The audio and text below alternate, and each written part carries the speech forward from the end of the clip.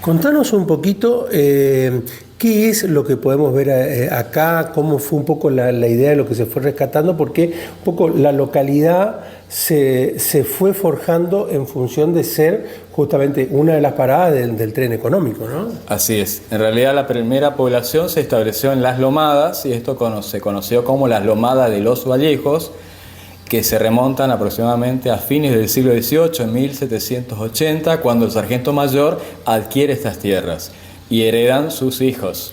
Y obviamente surgió una vecindad en el siglo XIX y a fines del siglo XX ya tenemos una comunidad consolidada de más de 200 habitantes.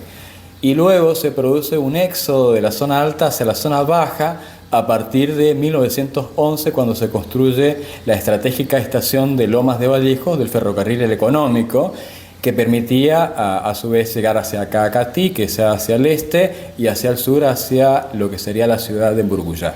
Un lugar estratégico, y eso hizo que la población se acercara alrededor del eje, de lo que sería la nueva digamos, centro de atracción y de movimiento permanente. Entonces el pueblo se fue desarrollando el ejido urbano a partir de esa fecha. Es decir, que acá el tren un poco derivaba o a Caacatí o en Mburguyá, digamos, como destino final. Claro, aquí era un lugar de, digamos, de arribo de la formación que llevaba hasta aquí, y a su vez salía una formación hacia Corrientes Capital. Sí. De tal manera que pudiera tener cierta eficiencia, porque se tardaba 18, 20 horas de viaje. Era una formación muy de trocha angosta y tardaba muchísimo tiempo para llegar a la capital. De todas maneras fue fundamental para la época y lo que significó todo el movimiento productivo de la zona. Me han contado mucha historia de Puisoye, Cerrito, Mburguyá, Manantiales, el movimiento económico y lo que significaba a veces traer productos, muebles, como algunas de las que estamos viendo acá seguramente, sí, producto de lo adquirido por las familias de la zona. Exactamente, o sea, el tren fue vital hasta 1969, que lamentablemente se desmanteló, y ustedes lo pueden encontrar, las piezas, lo que sería la formación, la locomotora, en Santa Ana. Acá, por suerte, Loma de Vallejo tiene un extraño privilegio de conservar cosas valiosísimas de esa época. Tenemos faroles de la vieja estación de Loma de Vallejo que quedaron en manos de los pobladores, que los resguardaron como un tesoro y nos donaron para este proyecto de museo.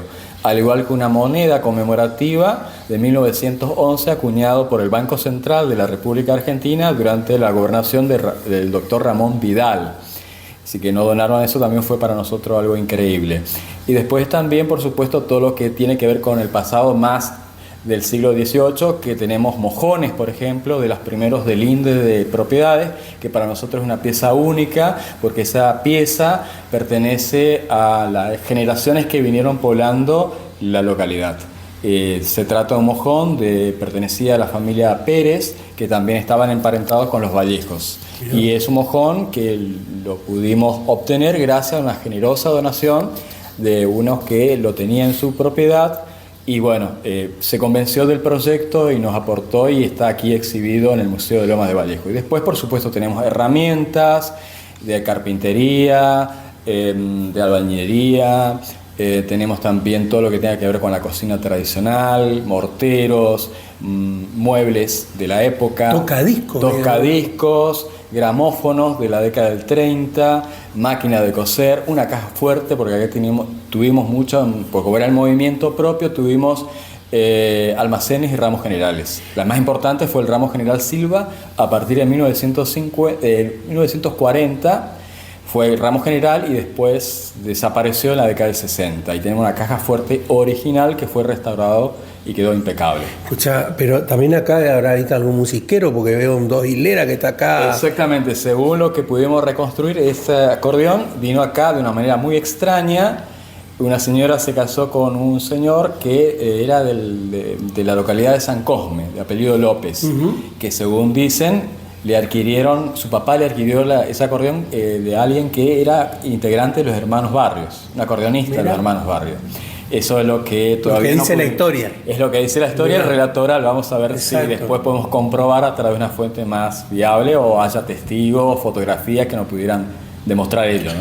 Afuera hay incluso algunas herramientas, hay una carreta muy antigua que son de las antiguas carretas de carga. Uno se imagina a alguien descargando algo del tren y llevándolo tal vez a caballo, claro, algunos kilómetros desde acá, digamos, ¿no? Tenemos herramientas agrícolas como los arados, los clásicos arados, volcadores, que era un elemento que se utilizaba naturalmente para sacar el agua en los pozos de balde.